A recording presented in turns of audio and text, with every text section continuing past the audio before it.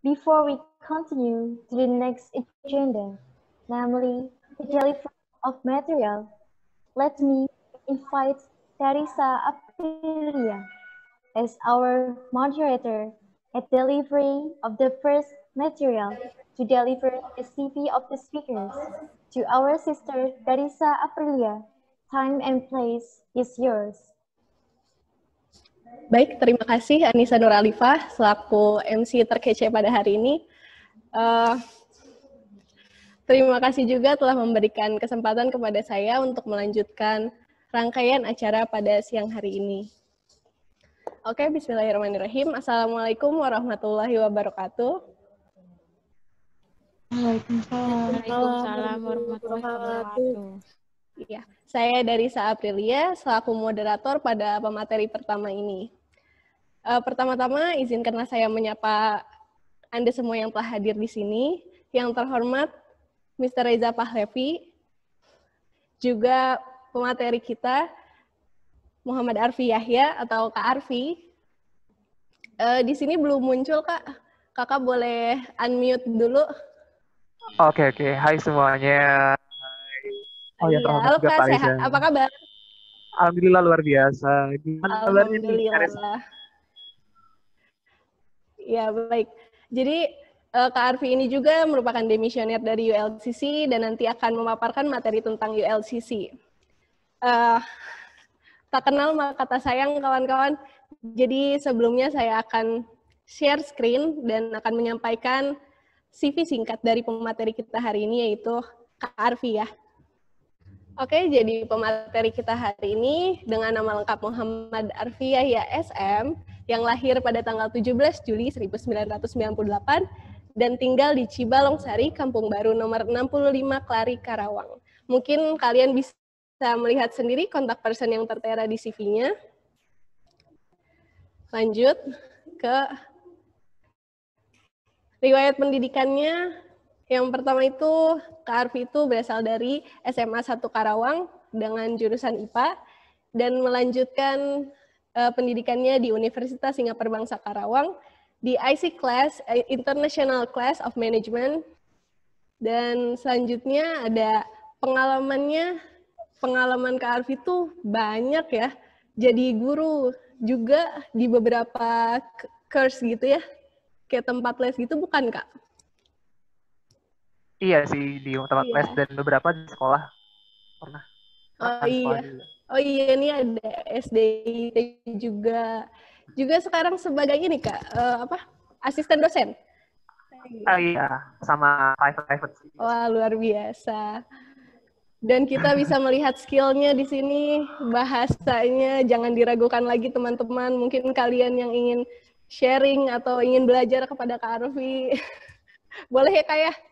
Boleh banget sih, boleh banget. Selamat beri ya. Oke. Terus ada hobinya juga, suka hunting. Luar biasa nih. Juga main musik, main badminton sering Kak? Terlalu sih, kan corona ya. Corona nggak boleh main-main. Takutnya, iya. Iya, lupa Kak, maaf. Juga certification dari 2009 sudah banyak sekali pengalamannya. Di 2015 juga jadi participant of National Renewable Energy Seminar yang diadakan oleh UNPAD ya Kak? Iya.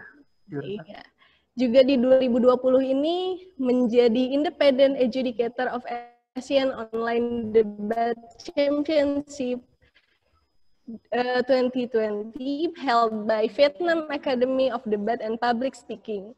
Juga sebagai Breaking Adjudicator Asia Debat Society. Wah, luar biasa sekali. Juga volunteering ya, sorry. Di 2020 ini juga Kak Arfi menjadi generasi baru Indonesia Chapter Universitas Singapura Bangsa Karawang. Kak Arfi juga ketua Genbi ya? Iya, sempat. Tapi sekarang sudah enggak lagi sih itu. Udah lengser. Di tahun berapa, Kak? Tahun 2019 sampai 2020 ya. Oke. Terima kasih Kak penjelasannya. Juga penghargaan-penghargaan yang didapat oleh Kak Arfi ini bukan main-main, guys. Kita bisa lihat di sini awards-nya. Dan sempat menjadi speaker of Asian Youth Brain Ambassador Selection Chapter Karawang Program. Juga jadi grand finalist, judge of Cimahi Schools, debat championship. Udah jadi juri berapa kali, Kak? Seru nih. Total 12 kali sih sebenarnya. Nasional, 12 internasional. kali. Iya. Itu beda-beda kota, Kak? Beda kota, beda negara juga. Wah, luar biasa. Sudah kali. Alhamdulillahnya sih. Iya. Oke. Juga menjadi speaker, invited speaker at ULCC Familiarity Night, juga Breaking Age Educator di Unpad juga. Kalian bisa lihat di sini awards-nya sangat banyak, penghargaannya. Iya, di Tangerang, Jakarta, dan yang terakhir ini di mana, Kak? Jadi keynote speaker of KKN DRI-IIN Kediri online discussion. Iya, itu online tapi di itu IAIN Kediri, jadi mahasiswa IAIN Kediri. Oke, terima kasih penjelasannya. Oh iya, Kak Arfi, mohon izin sebelumnya. Perlu juga saya ingatkan bahwa pemaparan materi yang akan berlangsung selama 30 menit, dan sisanya menit kita akan melakukan diskusi. Dan kepada teman-teman yang telah hadir, dimohon untuk menyimak selama pemaparan materi, juga menanyakan pertanyaan yang ingin ditanyakan nanti pada sesi pertanyaan ya. Siap. Nanti di itu. Oke, selanjutnya langsung saja ya, Kak ya. Kita Kakak memaparkan materi, silakan, Kak. Okay, thank you. Now I would like to start. The first of all, I would like to ask you guys, am I clearly audible? Yes. Apakah saya very well, thank you. And have you seen my sharing? Have you seen my display here? Yes, very well. Very well. I would like to continue what I would like to share to you guys. The first one is ULCC mapping. So I would like to start in 42. So it's gonna be like 30 minutes away. Yeah. I think I would like to present it in Indonesian and of course in English. It's semi-English. So I would like to present you guys what I have been learning about ULCC. I think until now I still like hunt or try to find something new in ULCC, what it's meant, what it is made up, or it is purpose on, like how we could aim our goal to where or something like that. So starting from where it started. So it is the history of ULCC. So I think it's not gonna be so long because it's not so important. Because what is important is now, because yesterday is just yesterday, and what we can come from here. But of course, it is inevitable for us to know what was happened, what was like a past, like how we were organized, how we were built. Jadi waktu itu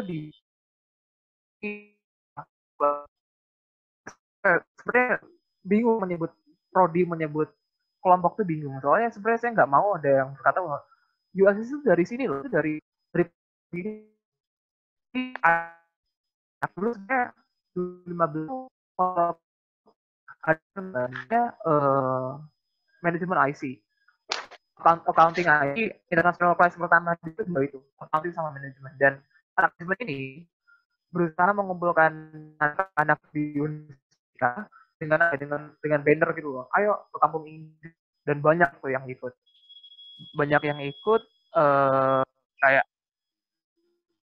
ada orang-orang yang mau belajar bahasa Inggris dan ada orang-orang yang mau ini gitu, mau pergi gitu, mau berguru lah dan mau mengembangkan itu. Dan setelah dari apa ya, berbagai prodi, dari gak cuma dari FEB, dari FKIP tentunya, dari dukungan dosen-dosen juga, tentunya dukungan rektor ya,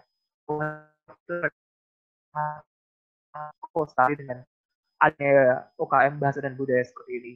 Dan sampai akhirnya diresmikan tahun 2016 bulan Juli tanggal 14, dan keanggotaan sejak saat itu sampai saat ini mencapai ratusan. Jadi ya ini cukup apa ya, menurut saya cukup progresif lah dengan apa yang kita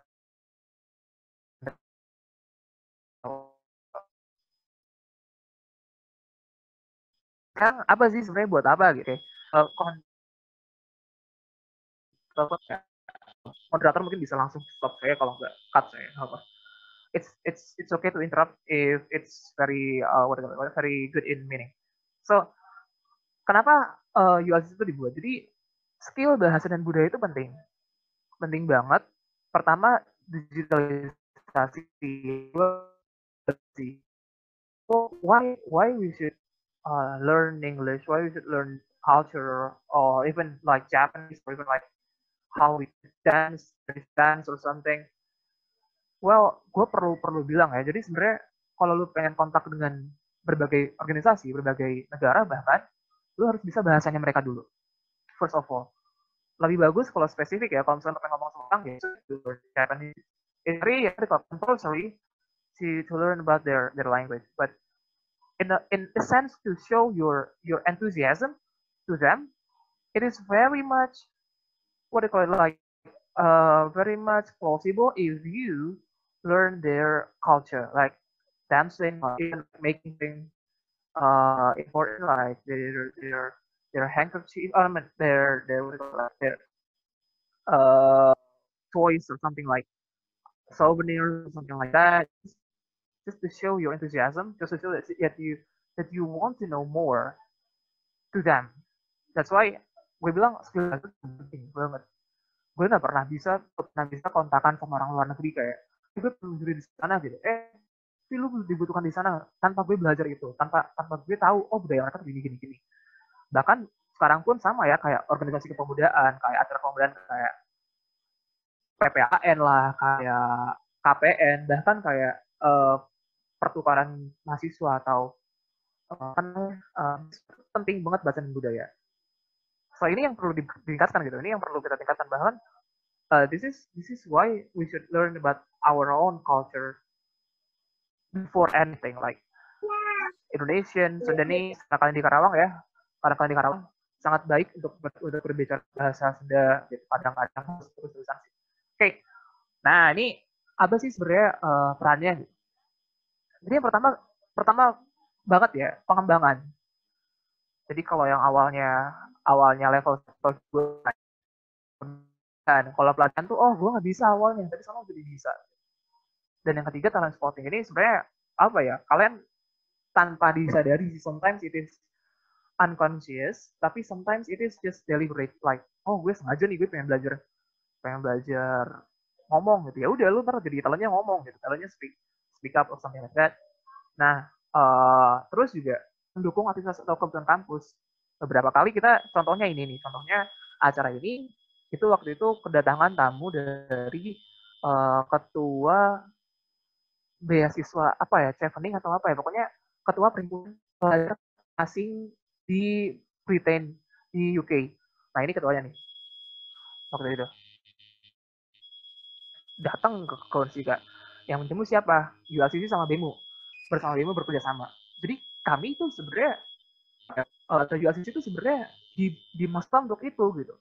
Konsika banyak banget kebutuhan untuk bahasa dan kebudayaan. That's why harusnya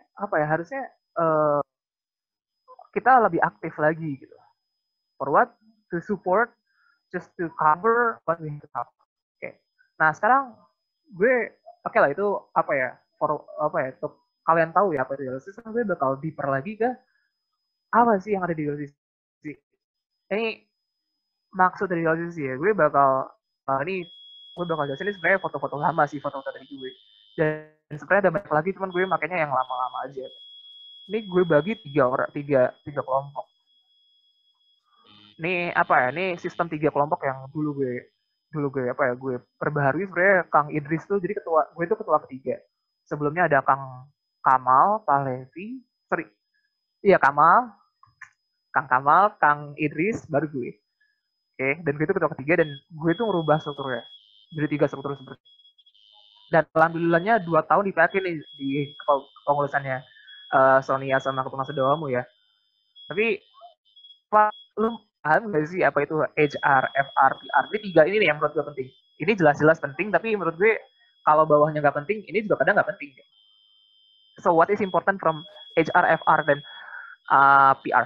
Gini, HR, lu tahu ya, HRM, Human Resource Management, Human Resource Department, HRD ya, HRD kalau Indonesia bilangnya. Nah, pasti itu membidangi sebuah pengelolaan sumber daya internal pengusaha. Sumber daya manusia ya, bukan sumber daya alam. Lu pikir beras perlu dikontrol sama lu? Kagak, kan lu kan organisasinya di kampus kan. Nah, maksud gue, program pengembangan pelatihan talent scouting itu tuh sebenarnya butuh apa ya? Butuh pengelolaan sumber daya hari-hariannya. Oh gimana nih? Mingguannya. Gimana lu harus mandi tuh, harus mengelola itu. Dan jangan sampai ada yang keluar visi, keluar misi, ataupun keluar maksud. Lo kok lu malah kayak gini sih di organisasi? Nah lo kok lu malah ada maksud lain? Lu kok malah kayak ada niatan lain, ada kepentingan organisasi lain, kepentingan pribadi atau apapun itu di sini. Nah, itu jangan sampai, dan jangan sampai ada yang lengah. That's why gue bakal jelasin sebenarnya maksudnya apa sih bikin HR itu. HR itu membuat kurikulum untuk PS, teman-teman. PS itu apa? Rencana apa ya, program, pokoknya studi lah, rencana studi. Kurikulum pasti ya, lu kayak minggu ini ngapain, apa aja nih prakteknya, atau enggak gimana nih gitu. Minggu depan gimana? Harus direncanain dari awal kalau perlu. Kadang juga lu perlu dari apa ya, dari 3 hari sebelumnya. Tapi menurut gue udahlah, 6 bulan sekali kalau nggak 3 bulan sekali, gak usah ribet-ribet. Lagian kalau dadakan lu pasti kayak ribet kan, ya udah 6 bulan sekali, 3 bulan sekali. Yang penting jadi aja. Gue selalu memikirkan kalau gue jadi ketua tuh yang penting jadi mana gitu. Jangan ngomong dulu kalau lu gak ada buktinya, mana dulu buktinya gitu. Mana evidence-nya, bawa ke gue, baru gue bakal nilai. Gitu. Nanti kalau misalkan ada salah-salah ya nggak apa-apa gitu. Kita barengin, kita benerin bareng-bareng gitu. Karena gue bilang ya, kalian ada 3 nih. Jadi 3 divisi bahkan 1 SC. Jadi jangan sampai kayak lu merasa enggak sendiri gue, enggak, mana ada sendiri gitu. Pasti lu harus responsif gitu. Pasti lu harus terbuka sama tanggapan orang luar. Your eyes must be wide open. Oke. Nah, RPS ya, ngapain aja, gimana gitu. Nah, HR harus memantau pengembangan skills. Gimana nih skillsnya udah bagus dulu anak-anak nih. Si X gimana, si Y gimana. Kak, ada ratusan. Ya gimana caranya ratusan lu bisa memantau itu baik-baik gitu. Entah lu klasifikasiin, ada kelompok yang ini, ada kelompok yang itu, kelompok ini gitu. Kak, nggak mau gue namain kelompoknya amateur, beginner, atau top player, atau apapun. Enggak. Jangan namain kayak gitu. Kalau bisa namanya kayak namain aja kayak kelompok badak, kelompok kuda, gitu aja. Nama-nama kayak gitu ya, kalau perlu. Kalau lu takut disangka apa ya, kayak diskriminatif gitu.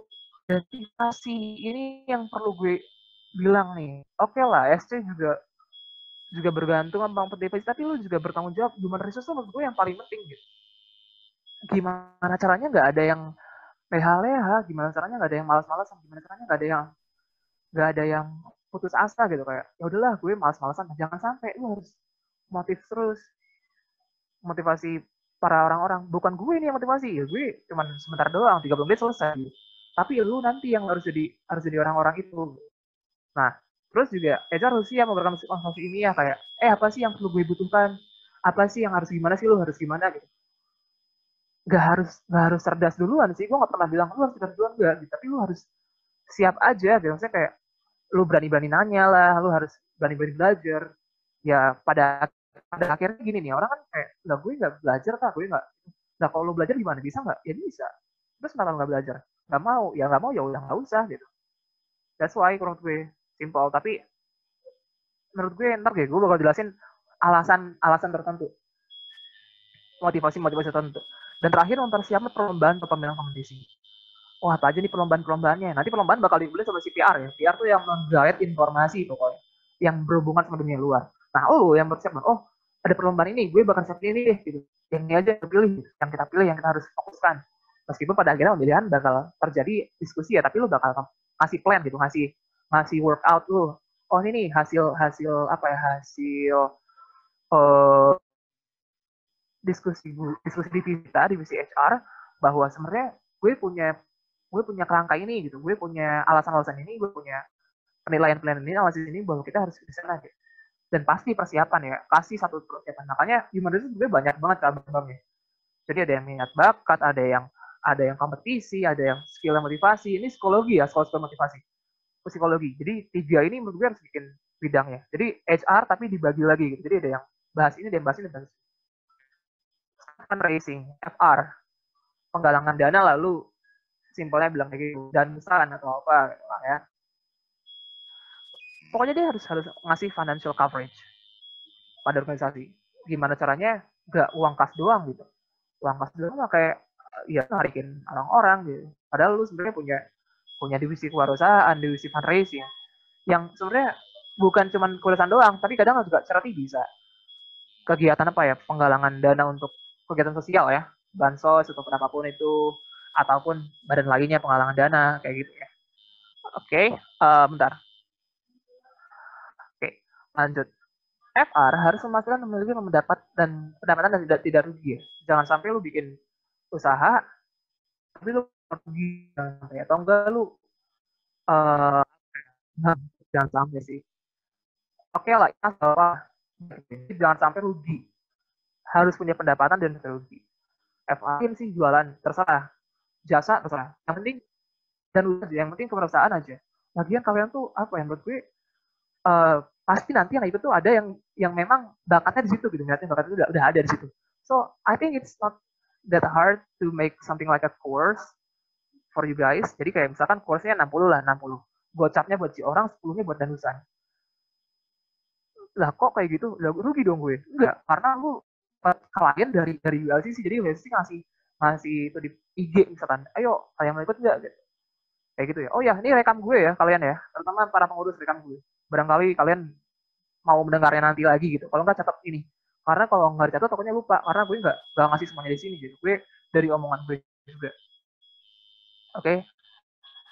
Terus FR harus berkoordinasi intensif dengan bendahara. Pemasukan pengeluaran lu harus tahu. Lu mau minta proposal harus tahu bendaharanya. Jadi bendahara juga kan bakal asesnya atau enggak. Karena gue tahu modal perlu banget di awal kan. Nggak ada yang namanya nggak pakai modal. Kecuali emang lu mau minjem duit gitu kan. Atau enggak lu pengen nyari-nyari dulu. Gitu.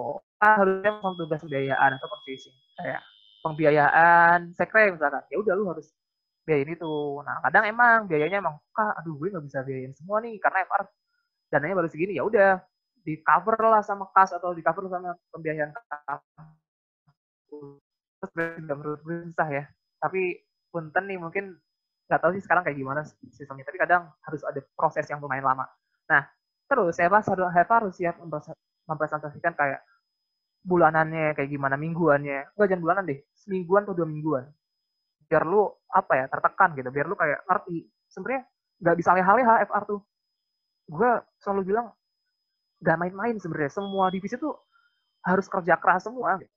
Meskipun memang terbagi, pada akhirnya terbagi kan, tapi harus kerja keras. Nggak ada yang nggak ada kerja keras. FR menurut gue paling demanding ya, karena kalau lu nggak dapat profit, kalau nggak dapat pendapatan, lu kayak lu ngapain aja gitu kan. Mana marketing plan lu gitu. Harus ngapain marketing plan-nya, sesuatunya gimana, apapun terus diperlukan. Untuk apa? Ya pertama pada akhirnya ya membantu organisasi dan udah lihat, oh ini karena gue, oh ini gue bisa memberikan ini ke organisasi, kontribusi gue ada gitu. Kontribusi kita ada, nggak kayak HR yang memang ngasih kontribusi langsung tapi gue juga ngasih kontribusi langsung gitu. Nggak kayak PR juga yang kita ngasih langsung tapi gue bisa ngasih langsung juga gitu. Semuanya ngasih langsung cuman dalam segi yang berbeda-beda gitu. Paham ya? Oke. Sekarang public relation. Nah, ini Kominfo lah istilahnya. Kominfo-nya ULCC. Nah, tentunya komunikasi nggak komunikasi nggak jelas ya udah. Mana ada public relation kalau kayak gitu. Pertama harus mengelola setiap akun organisasi. Gue bilang, jangan Twitter doang, jangan IG doang, semuanya. Facebook, Twitter, IG. Tanggung jawab. Oh, gue yang megang akun, ya udah pegang semuanya. Gak usah. Kalau nggak 2 orang, 3 orang, kalau perlu. Jangan ribet-ribet gitu, jangan ada alasan kayak gue makanya IG doang kak gitu. Gue kayak yang rame di IG, rame mana ada. Facebook juga rame, Twitter juga rame, gitu kan. Makanya jangan sampai berpikir bahwa udahlah di sini aja gitu. Kalau lu pengen dapat bigger audience, bigger clients, or even bigger opportunity, you have to spread your eyes, your view, your sight wide open, like to every side of the world. Facebook banyak banget akun-akun penting, Twitter banyak banget, apalagi Instagram. Jadi sometimes we just have to be be open, be ready to seek bigger opportunities. Oke, kedua adalah turut andil dalam organisasi, program ataupun event. Ya iyalah ya, dokumentasi ya. Lu kalau ada program lu nggak dokumentasi, terus lu mau ngapain gitu? Gimana caranya dokumentasi gitu kan. Terus yang ketiga, penyegaran konten-konten maupun hal lain. Jadi sometimes gue rasa lu harus belajar baru gitu, harus belajar videografi yang baru, publication yang baru, kayak how to make your feed. Kadang feed juga menurut gue nggak begitu penting sih, warna doang udah cukup sebenarnya. Tapi yang penting tuh kontennya, gimana caranya lu ngasih konten yang bagus, yang menarik untuk dilihat. Sebenarnya kadang gue kadang gue stalk di IG orang-orang tuh nggak ngeliat feednya, tapi ngeliat how it would react to everything. Kayak misalkan kontennya. Oke, harus memastikan penyebaran informasi dari dalam ataupun keluar, masif. Jadi kayak lu pengen ada informasi, ini sama ya, mencari informasi ya, kayak misalkan gue organisasi gue butuh informasi lomba, ya udah lu cari informasi lomba, banyak kok. Akunnya banyak, grupnya banyak banget, dan bahkan lu cari-cari juga informasi kayak beasiswa apalah. Sebar di WLCC itu nggak apa-apa. Beasiswa ini, beasiswa itu. Karena kayak sebenarnya UKM yang SDM, UKM yang meningkatkan SDM banget. Dan yang keluar, kalau misalnya lu pengen advertisingin program ini, program UFO misalkan, gimana caranya lu harus nyebarin keluar. Jangan sampai satu saluran doang. Gimana caranya banyak-banyak, tapi jangan ini ya, jangan jadi media partner ataupun apapun itu gitu, kayak misalkan gue pengen barin tapi gue lewat akun lu ya, lewat organisasi lu ya. Nah, kalau lu pengen lewat organisasi gue, lu harus perjanjian sama gue ya, jangan kayak gitu kalau perlu. Banyak akun-akun yang free, yang kayak Karawang Info lah, Karawang Fest lah, itu free aja, nggak usah bikin perjanjian di mana lu jadi media partner mereka. Lu kayak nyebarin informasi tentang organisasi mereka. Lu mau ngapain sebenarnya gitu? Lu kan organisasi lu beda lagi sama mereka. Beda tujuan, beda hubungan. Kalau lu mau ngemis follower, lu pengen ngemis audience, ya lu cari channel gitu. Cari channel yang memang free aja, karena banyak gitu. Dan kalau lu pengen dapat perhatian lebih, make a good content, make a worth content sharing gitu ya. Dan sebaiknya harus paham kode jurnalistik ya. Kalau lu kayak lu bisa lu harus sebar dari mana informasinya gitu. Jangan sampai lu mengakui ini dari gue sendiri gitu. Jangan sampai takutnya ada etika yang nggak lu dapat gitu. That's why takutnya digugat atau sebagainya. Dan jadi duta atau representasi. Kalau lu pengen ngomong ke organisasi lain, lu yang ngomong. Kalau nggak ketuanya, kalau nggak jajarannya lah ya.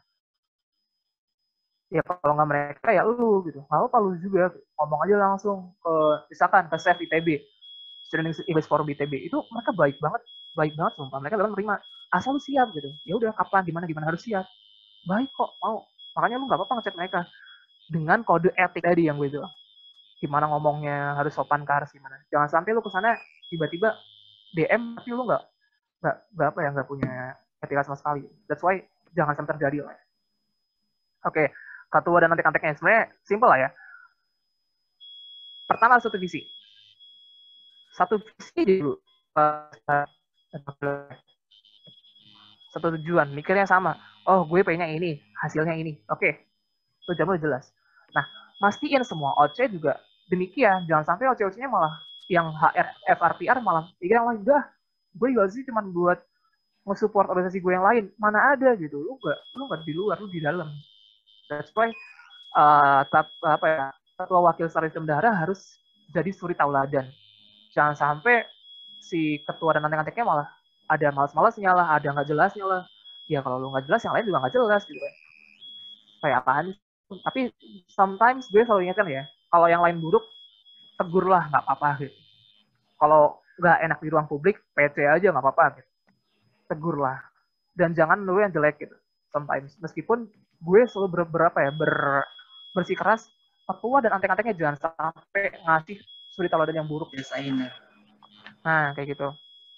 Dan ketua antek-anteknya harus menggandeng bersama HR. Pastiin nggak ada permusuhan, nggak ada egoisme, nggak ada apa ya. Ada motivasi, harus jelas, ada harmonisasi, kayak gitu. Gak gampang, tapi emang harus bareng-bareng gitu. Sometimes lu harus hang out lah, harus ada apalah. Gitu. SC dan OC harus rapat rutin nih, rapat rutin. Jangan sampai, ini di luar pengurus ya, di luar pengurus divisi ya. Jadi kayak ketua-ketua dulu aja ya gitu. Biar lu tahu gimana cara-caranya, maksudnya kayak handle-nya dulu. Terbukaan yang utama sih kalau kayak gini. Jangan sampai lu malah nyebar keluar atau nyebar kayak nggak perlu lah. Oke. Prestasi organisasi sebenarnya banyak nih sebenarnya dari dating, speech, tari, kayak dulu pernah ngirim ke NUDC. Sekarang jarang sih sekarang. Karena emang udah di handle sama badan lain, tapi it's okay dulu kita pernah dan kita sampai sampai breaking. Kita juga speech beberapa kali dapat, tari juga dapat, tapi menurut gue yang prestasi itu bukan itu sih, tapi juga sih diakui sekolah-sekolah pelosok itu sih yang menurut gue prestasi banget. Karena dari program teaching klinik itu sih yang pertama kali diadain pas ngapain gue bener-bener gue kayak bikin tahu gitu ada dan lu paham bahwa kita tuh sebenarnya berkontribusi buat pelosok dan pelosok tuh menghargai kita gitu. Terus matiin tuh nanya-nanyain orang-orang desanya ini gimana gitu. Baik kak, baik banget, gue malah terbantu. Ya itulah yang gue rasa prestasi. Itu diakui oleh pelosok untuk ya. Nah ini sesi bacaan gue ya. Oke.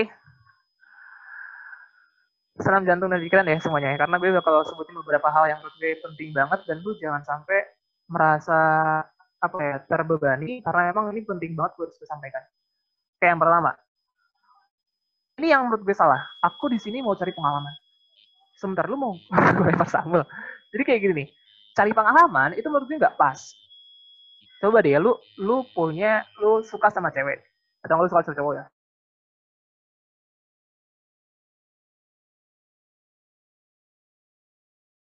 Mau cari pengalaman tuh terlalu egois menurut gue.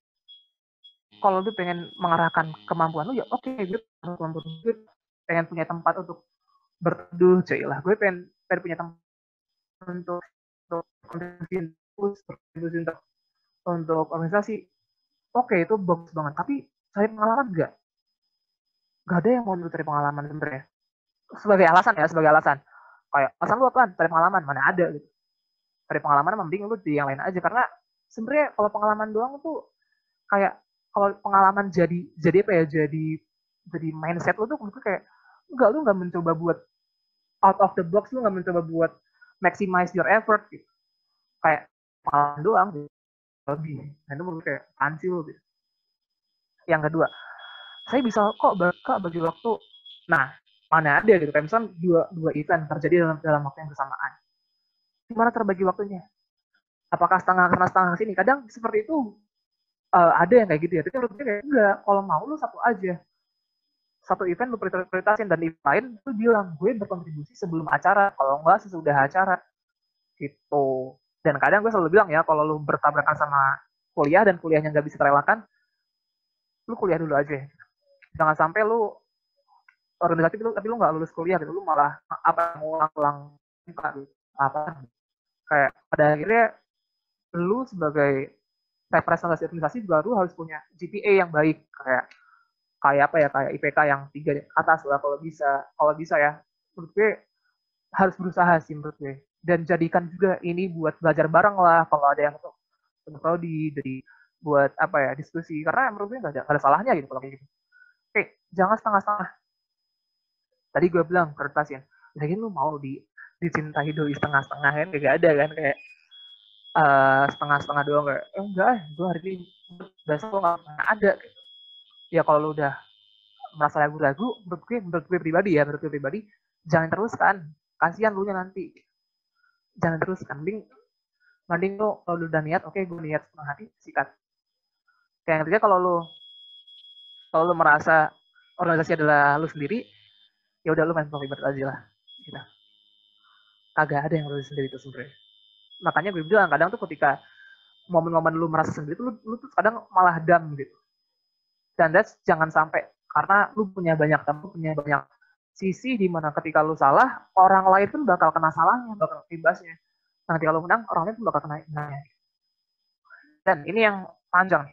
Bagaimanapun prodi lu adalah orang yang sama kayak yang lain. Percayalah, dan gue susah banget nemuin orang yang selevel-levelan international ESU di Unsika. Jadi menurut gue gak ada tuh yang beda. I mean, in the same range lah. Kayak misalkan ya udah kayak level A to C kalian semua. Tapi kalau level Z ke X itu bukan kalian gitu. That's why jangan sampai merasa ada yang kayak gue penting banget di sini gitu. Gue harus nonton ini, harus nonton itu gitu. Gue segala hal. No. Lu harus belajar cuy. Lu harus belajar. Even gimana ya? Even ketua pun meskipun dia kadang suka jadi apa ya? ketok palu, tapi dia harus belajar juga, nanya-nanya. That's why penting banget sih lu nanya-nanya ke orang-orang lain. Sama jangan sampai lu merasa kayak, enggak, gue dari prodi dari gue nggak bisa ngerti gue gitu. Di Indonesia juga nggak ada tuh namanya jurusan bahasa dan budaya, jurusan bahasa Inggris, bahasa Jepang dan budaya, mana ada, kagak ada kan. Paling jurusan satu, jurusan manajemen lah, IC yang kayak ada bilingual bla bla bla, kalau nggak prodi bahasa Inggris, prodi pendidikan bahasa Inggris pendidikan ya, dan lain-lain, kagak ada tuh yang jurusan DBT, jurusan space, jurusan apa, kagak ada tuh. That's why jangan sampai lu merasa kayak gue ahli dalam segala hal. No. Dalam segi bahasa, lu bahasa dan budaya, lu bakal bertemu dengan banyak orang. That's why gue suka nemuin di SI Unpad, di SETB, di ID Malaysia, mereka nyatuin orang-orang dari berbagai jurusan, dan fakultas, bahkan berbagai universitas.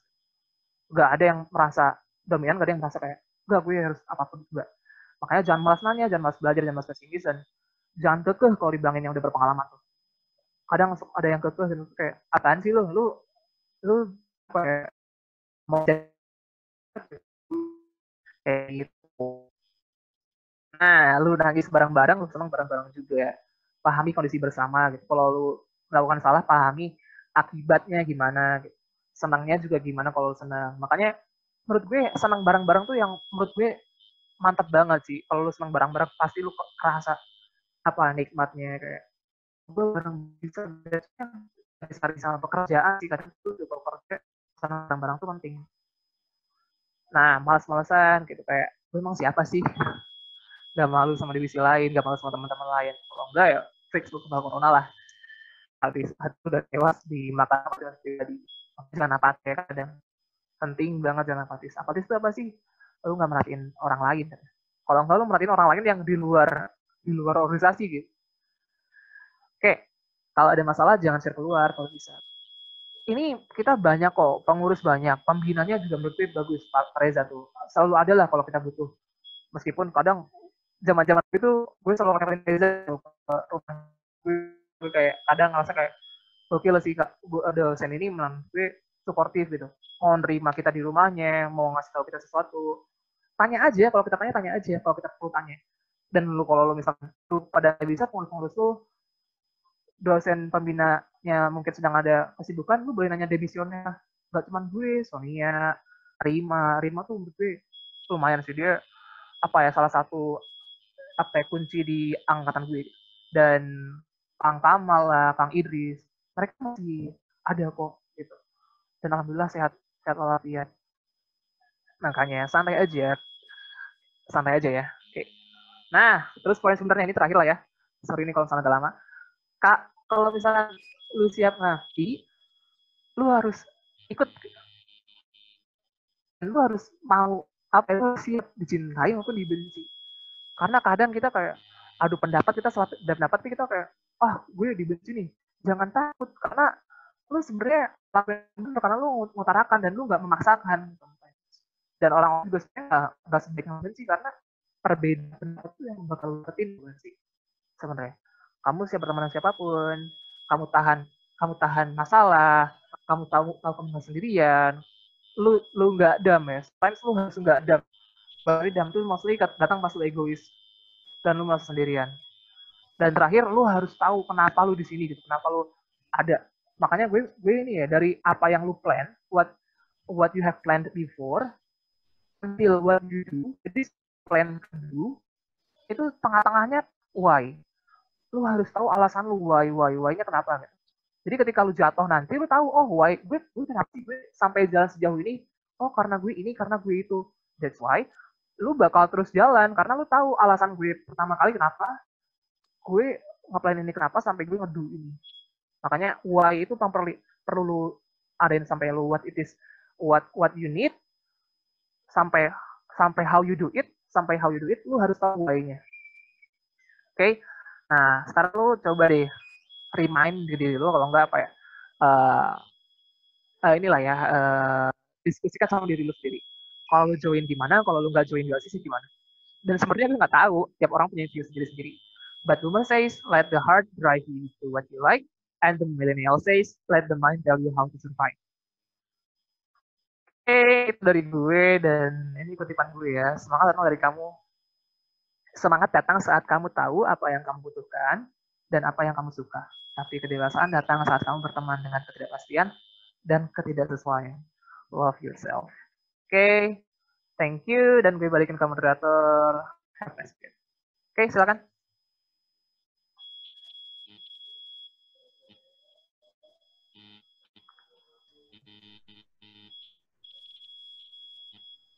Baik, terima kasih kepada materi kita, Kak Arfi, yang telah menyampaikan materi. Nah, selanjutnya kita akan membuka sesi diskusi ini. Jadi yang ingin bertanya silahkan raise hand. Jangan malu-malu ya, Kak, kalau bertanya.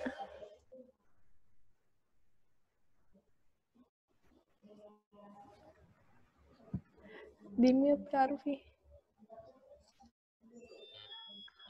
Oh ya, nggak apa kok, jangan malu-malu. Gue juga biasa malu-maluin. Santai aja. Nanya-nanya aja. Dan thank you Mr. Reza nih udah ngasih.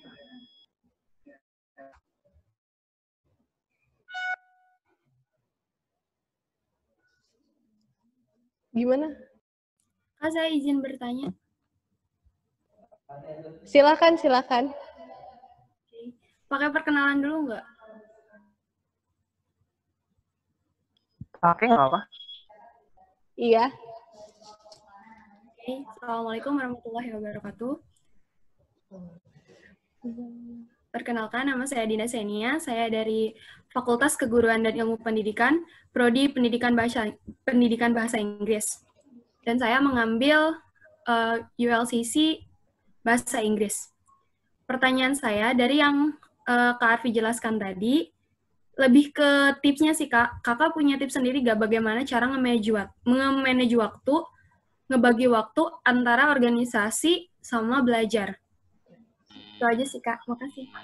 Sama-sama. Kak Arfi mau langsung menjawab atau mau ditampung dulu dari 3 pertanyaan nanti? Langsung aja kalau jadi kayak take dulu. Oke. Boleh nggak? Silakan, Kak. Thank you. Jadi gini, belajar sama organisasi. Gue ngomongin belajar ya, bukan kuliah ya. Karena kalau kuliah gue selalu bilang, kuliah dulu aja. Kalau bisa izin dulu nggak apa-apa. Tapi kalau perlu, kalau nggak boleh izin ya udah kuliah dulu aja. Tapi kalau kita ngomongin belajar, this is what I learn. Lu kalau pengen tahu, gue kalau ke sekre, kalau ke apa ya, home base lah ya, apa namanya itu, base camp lah ya, gue selalu bawa laptop. Gue kerjain tugas gue. Kadang gue sediain buku di sana tuh. Ada beberapa buku, kayak buku apalah buku itu. Tapi kadang gue laptop sih, karena gue udah jarang-jarang belajar pakai buku ya. Pakai laptop kadang belajarnya.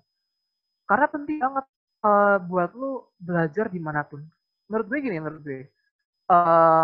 di organisasi juga lu bisa nanya-nanya gitu. Kadang kalau lu mau tahu, kayak lu kayaknya tuh kayak teman-teman terima lah. Kalau enggak mungkin doamu juga pernah ya, kalau nggak doamu atau enggak Dini. Gue suka nanya-nanya gimana sih kuliah di apa namanya di PLH, misalnya gimana sih kuliah di mana tuh di PBI yang di gini, nanya belajar.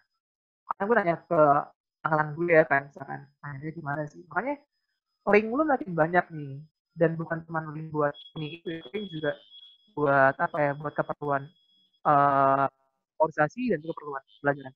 Tapi pada akhirnya memang ada rasa capek sih, selalu organisasi ini kayak event capek ada, tapi gue selalu bilang jangan dianggap apa ya, jangan dianggap nggak perlu buat istirahat.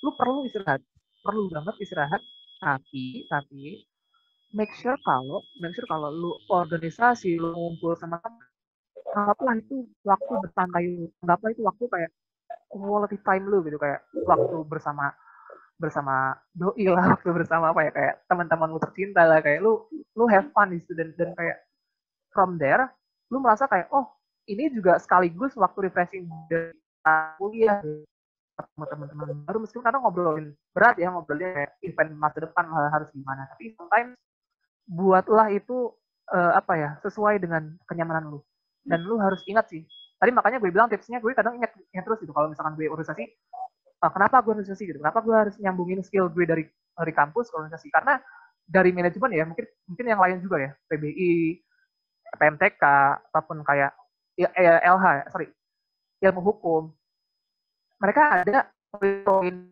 kuliah yang harus dipresentasikan di organisasi. So, gue juga harus kumpul di sebagai langsung. Terjawab mungkin dari Dinda? Apakah masih tanyain?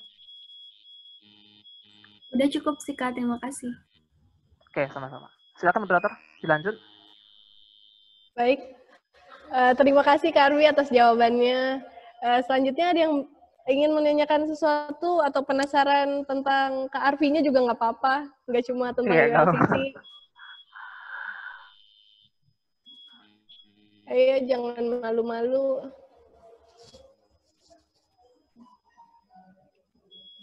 Kak, saya mau tanya. Ya, silahkan memperkenalkan diri dari kelompok berapa dan namanya siapa ya? Ya. Assalamualaikum warahmatullahi wabarakatuh. Saya Rizka Aulia Yuliani dari kelompok 11, kelompok Afrika. Ya, tadi kan di screen-nya Kak Arfi itu ada kalau kita mau pilih organisasi itu nggak bisa banyak-banyak, maksudnya harus diprioritasin satu. Nah, saya mau tanya sama Kak Arfi saat masih kuliah itu Kak Arfi ikut organisasi hanya di ULCC atau ikut organisasi lainnya, baik BEM atau himpunan. Terima kasih. Wassalamualaikum warahmatullahi wabarakatuh. Waalaikumsalam. Terima kasih pertanyaannya. Silakan Kak Arfi. Oke, ini sebenarnya pertanyaan bagus sih. Gue bakal jawab ya. Ini dari sisi gue, only from my side, from my point of view. Jadi, salah ya dari tadi ya, gue bilang gue lu ya. Karena menurut gue terlalu formal tuh nggak enak. Makanya sometimes gue have to be informal. Bahkan kalau gue ngajar pun gue informal gitu. Oke, gue bakal jelasin dulu pendapat gue. Menurut gue, gue harus bilang kayak gini ya.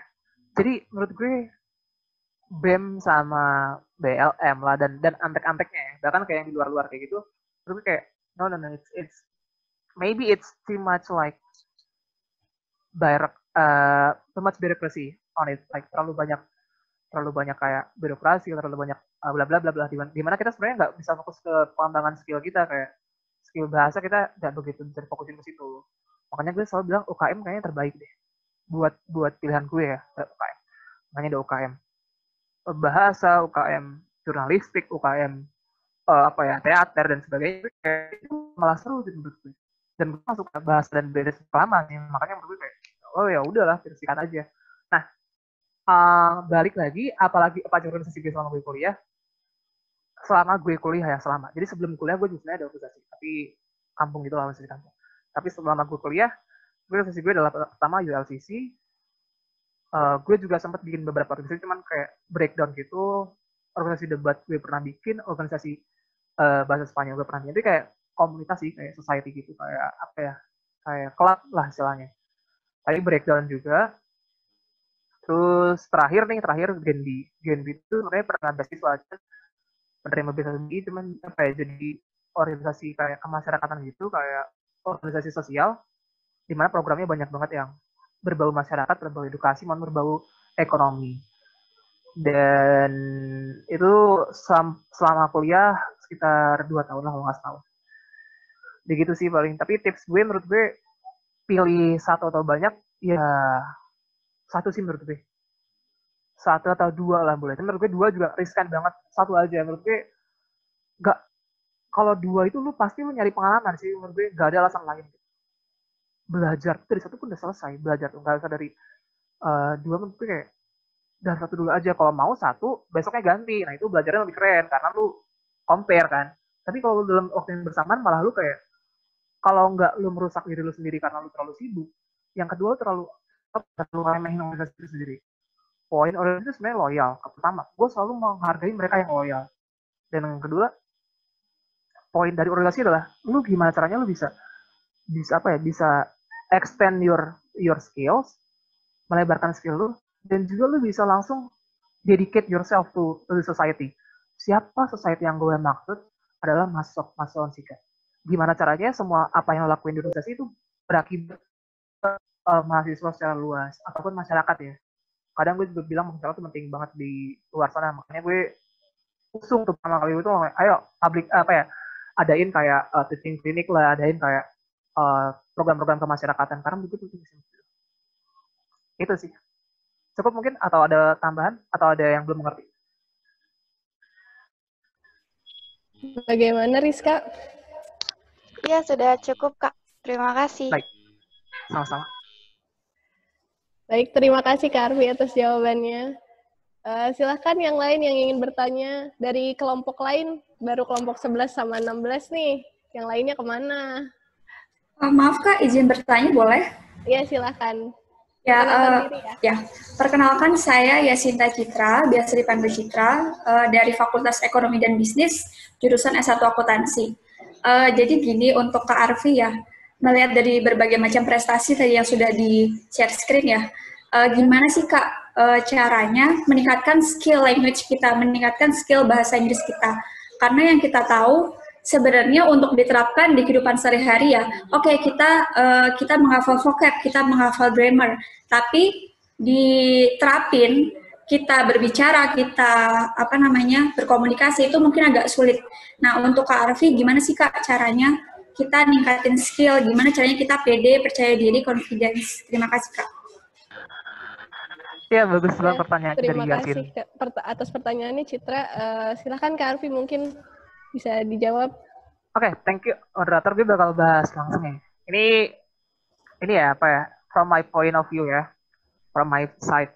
Jadi, gue pede bahasa Inggris itu sebenarnya pertama banget nih dari SMA, itu karena gue nonton film motivasi, subtitlenya bahasa Inggris. Dalam motivasi, subtitle bahasa Inggris. Jadi, lu kadang liatin subtitle terus, ada vocab yang baru kah, apa yang lu gak ngerti. Dari situ lu mulai nih, oh gue udah ngerti semua, ya udah gue dengerin aja suaranya langsung gitu kan. Meskipun subnya masih ada di bawah bahasa Inggris ya, subnya dan subnya bahasa Indonesia gitu. Jadi lu makin tertarik nih, oh ternyata keren juga terdengarnya ya, ternyata keren juga. Nah yang kedua, nih gue belajar nih waktu gue di kampus, alhamdulillahnya gue di sebuah pun yang mana gue bisa ngomong bahasa Inggris sesuka gue gitu ke teman-teman gue. Mas kadang gue kayak sih bahasa Indonesia aja gitu. By the way, teman gue kan IC ya, jadi kayak ya udahlah gue bahasa Inggris terus. Meskipun pas akhir-akhir kuliah gue malah jarang gitu karena mereka kayak makin susah. Tapi menurut gue paksa aja nggak apa-apa gitu. Bahkan di ULCC gue maksa orang buat ngomong bahasa Inggris. Dulu kayak anak teknik gue aja ngomong bahasa Inggris nggak apa-apa gitu. Dia juga memahami itu karena dia diem gitu. Ya gue nggak apa-apa lah gitu ya. Gue berusaha kan. Makanya nggak ada malu-malu tuh. Bahasa Inggris tuh nggak ada malu-malu. Prakteknya itu penting karena bahasa itu biasa bukan bisa. Kalau ilmu pengetahuan alam atau ilmu apapun itu bisa, bukan biasa. Tapi kalau bahasa itu harus biasa. That's why jangan malu buat nyoba, jangan malu buat praktek. Praktekin ke orang-orang yang penting kayak dosen bahasa Inggris lah, dosen kalau di PBI ada dosen debating ya mungkin ada dosen-dosen tertentu. Ajak membahas ini semuanya. Tapi kayaknya udah wajib sih kayaknya kalau PBI karena gue pernah dengar itu wajib sih.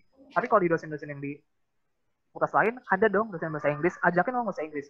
Nah ini yang bakal gue setelahnya. Setelahnya lu ikutin lomba-lomba tertentu yang dimana lu harus speak up, lomba speech, lomba debating, lomba tertentu. If you have some fun ya, terus nggak cukup ya udah lu kayak boleh proposalan lah ke ULCC atau orang kampus. Kalau enggak lu cari yang gratisan. ULCC ini sering banget sih yang gratisan, kayaknya bisa tuh lu jadiin lomba. Kalau enggak lu jadiin aja weekly competition kayak yang gratisan gitu. Biar terbawa gitu. Kadang dengan menang atau kalah, lu bisa sadar kayak, oh gue tuh udah segimana sih gitu. Gue tuh perlu ngembangin apa lagi sih gitu. Kayak gitu. Nah, terakhir nih, ini gue selalu orang masuk semua murid gue, semua mahasiswa yang gue asdosin, selalu gue sampai sekarang selalu gue kasih tugas ini. Lu bikin akun penpalworld.com. Ini gue tulis ya webnya ya. Nih. Tolong host di ini di forward. Gue tadi salah ketik. Nah, bikin akun penpalworld. Itu apa ya? Lu set orang-orang UK, US atau enggak yang lain lah ya, yang bisa bahasa Inggris. Jangan sampai lu bahasa Spanyol lu ajakin ngomong ya lu ngerti nggak bahasa Spanyol? Kalau lu ngerti ya alhamdulillah kan, enggak ya lu bisa bahasa Spanyol kalau kayak gitu. Nah, ajakin ngomong. Paling enggak seminggu lu dapat 5 chat, 5 apa. Dan pasti dari situ lu tertarik buat ngomongin keseharian mereka, keseharian gue, keseharian yang lain yang dalam bahasa Inggris. Kayak gitu ya. Nah, itu sih. Tapi dari penpal.com kalau bisa lu langsung arahin mereka ke email. Jangan sampai lu message mereka dari penpal.com, ya oke lah, pertama kali oke ya. Karena hariannya 3 kali message dari penpal.com. Lu bisa banyak, makanya lu minta emailnya dulu, habis itu baru lu chat lewat email mereka, jangan lewat penpal.com. Awal-awal memang perlu lewat sini ya, tapi keduanya harus lewat email. Tips lain mungkin, oh ya beli buku grammar. Gue penting banget beli buku grammar Betty Azar. Kalau nggak beli, oke lah cari PDF lah. Tapi menurut gue beli buku PDF Betty Azar. Itu penting banget sih. Beli buku PDF. Beli buku fisik Betty Azar.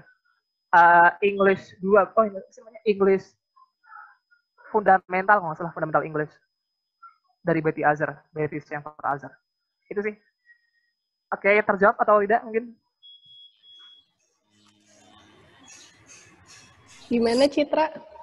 Ya, terima kasih banyak untuk Kak Arfi ya, sudah memberikan tipsnya. Sama-sama. Ya, terima kasih atas jawabannya juga Kak Arfi. Terima kasih kepada Yasinta juga. Sudah 3 pertanyaan, mungkin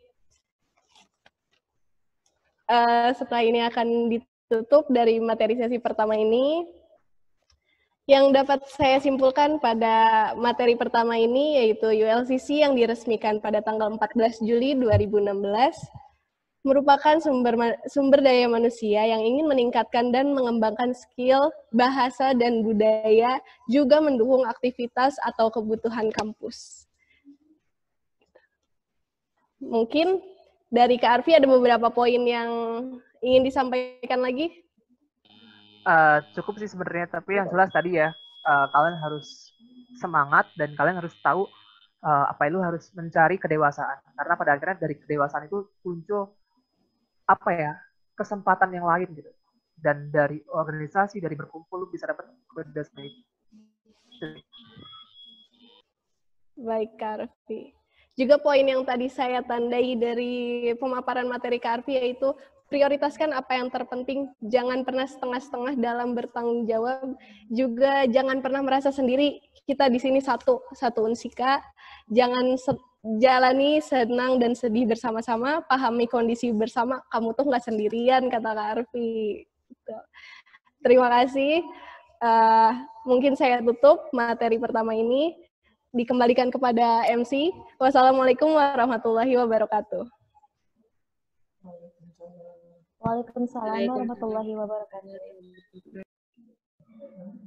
Thanks to our moderator, Teresa Aprilia, for allowing me to guide back this event. And thank you very much to Mr. Arfi Yahya for giving such informative and interesting information, and also to all of participants for very active participation.